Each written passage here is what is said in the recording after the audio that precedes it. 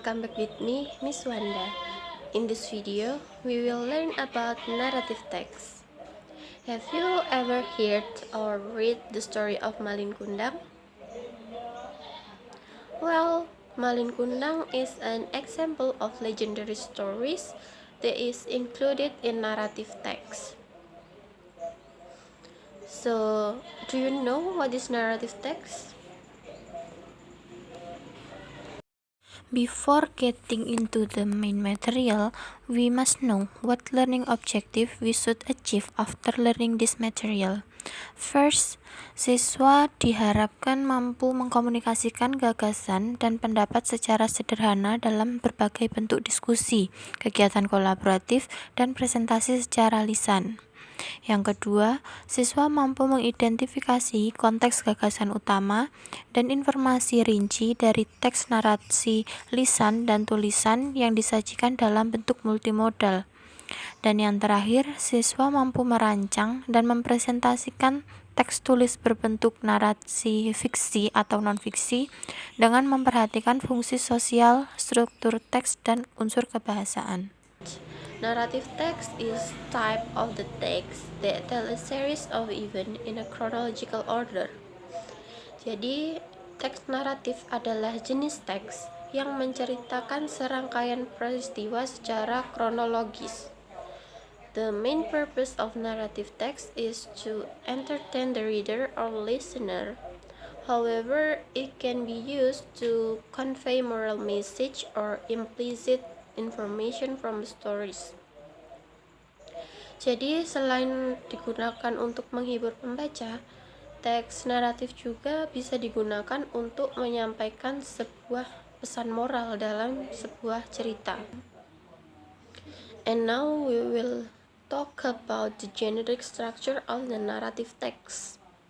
There are 4 generic structure. The first one is orientation, complication, resolution, and reorientation, and coda. The first one is orientation. The orientation is opening section of the paragraph. They aim to introduce the character and setting such as place, time, or situation of the stories. The second is complication. The part where conflict or problem in the story start to appear. Jadi bagian komplikasi ini nanti masalah-masalah yang ada pada cerita itu mulai bermunculan. And the third is resolution. In this section, the conflict in the story begins to resolve. Nah, pada bagian resolution ini nanti masalah-masalah yang muncul di complication mulai menemukan titik terang atau pemecahan masalahnya. And the last is reorientation and coda. This is the part that tells the end of the story, or can also tell the moral message that can be taken from the stories. This section is optional, can be present or absent in the story. Next is about language feature. Narrative text has some of language feature such as adverb of time conjunction, using past tense, and using action verb. Jadi kita akan membahasnya secara detail satu persatu. Yang pertama, adverb of time atau kata keterangan waktu. Adverb of time play an important role in placing event in a clear time framework. They tell the reader when an action occurs, how often it occurs, or the duration of the action. For example, yesterday atau artinya kemarin. Yesterday digunakan untuk menunjukkan waktu lampau. Selanjutnya yaitu suddenly, tiba-tiba.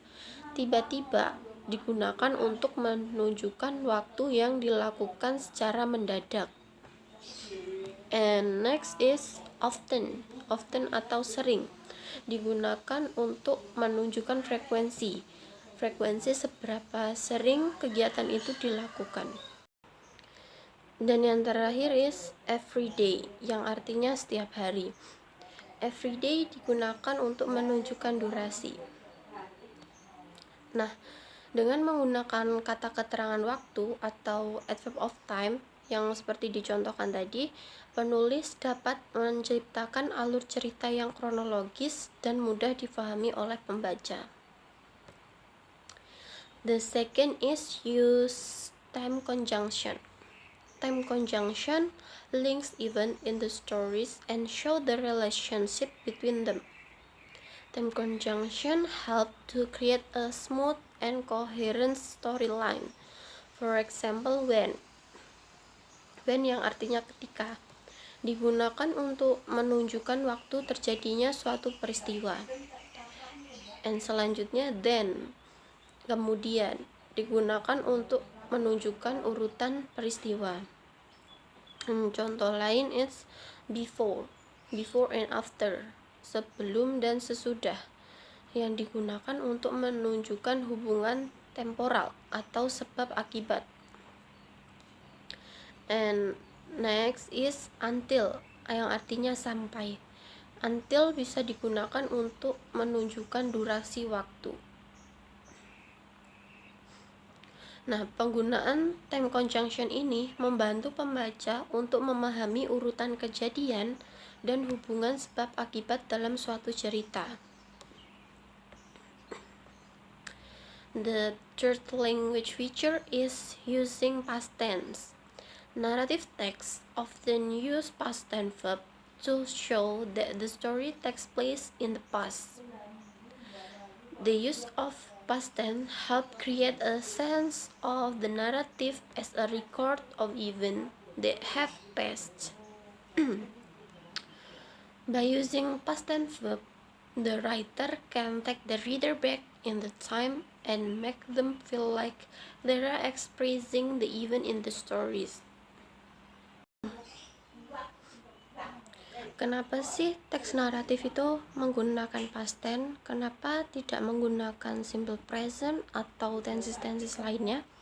Nah, alasannya karena teks naratif adalah cerita yang telah terjadi di masa lampau, maka dari itu untuk menunjukkan bahwa cerita itu telah terjadi, kita hanya bisa menggunakan past tense. Nah, penggunaan past tense itu sendiri membantu menciptakan kesan narasi sebagai catatan peristiwa yang telah berlalu, sehingga penulis dapat membawa pembaca kembali ke masa lalu dan membuat mereka merasa seperti sedang mengalami peristiwa tersebut. The last language feature is using action verb.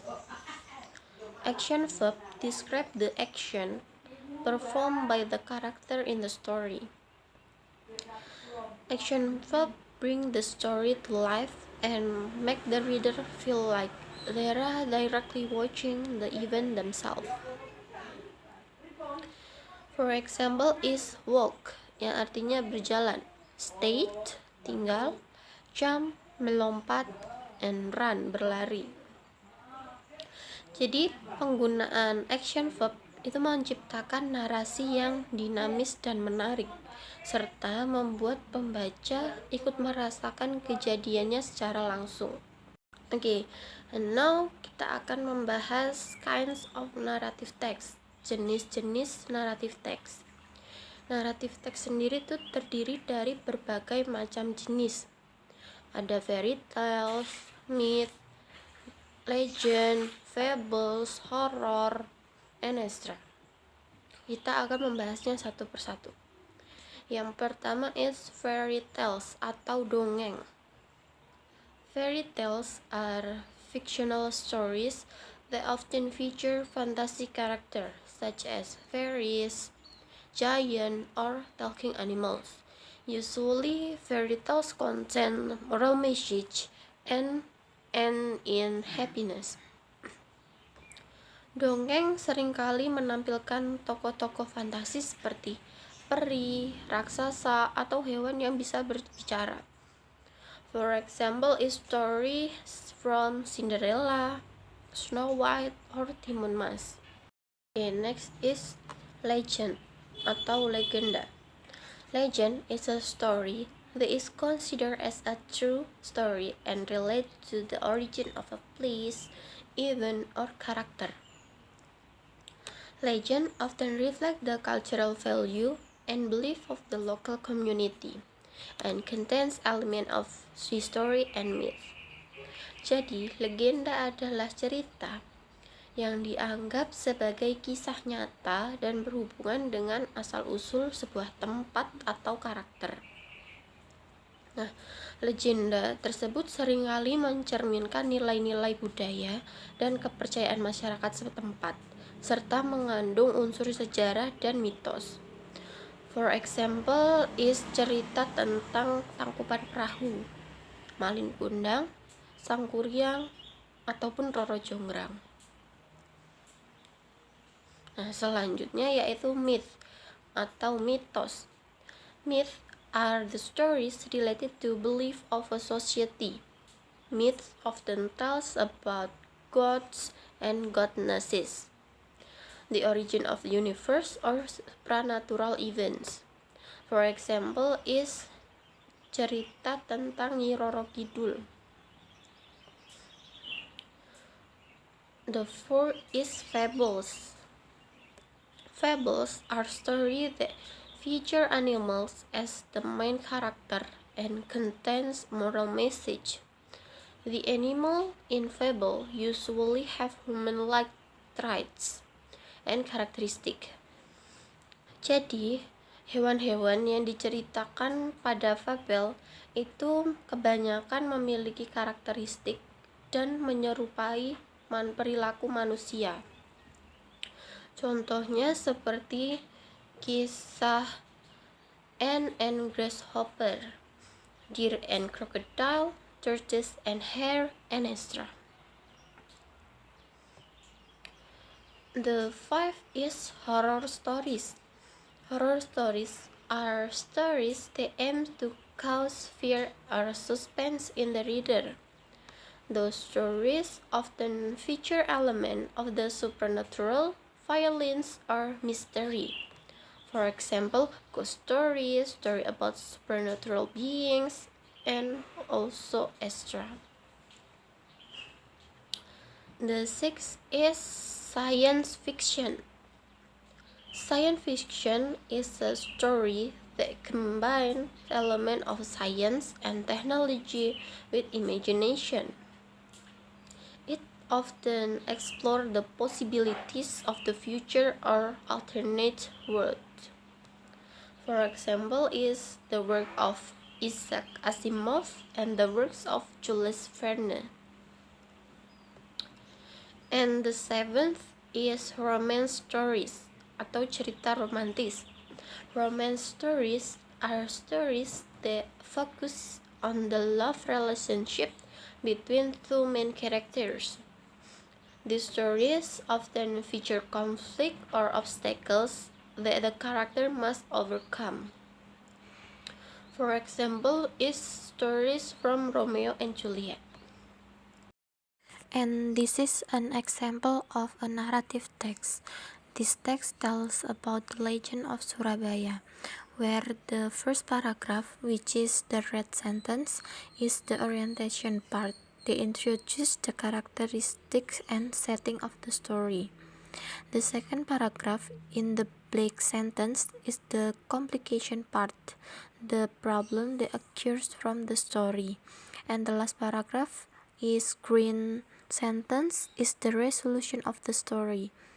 In the story, there is no direct reorientation part. This is because reorientation is an optional part in narrative text. Jadi, secara keseluruhan, teks naratif adalah alat yang kuat untuk menceritakan sebuah kisah, menghibur, dan menyampaikan pesan moral. Dengan generic structure dan language feature yang jelas, teks naratif dapat menciptakan pengalaman yang mendalam dan menarik bagi pembaca ataupun pendengar. Berbagai jenis teks naratif dari dongeng, mitos, legenda, hingga fakta ilmiah menunjukkan betapa luasnya jangkauan dan fleksibilitas jenis teks ini dalam menyampaikan cerita dan ide. Well, that's an explanation of the narrative text. Hopefully this video is useful and increases your understanding about narrative text.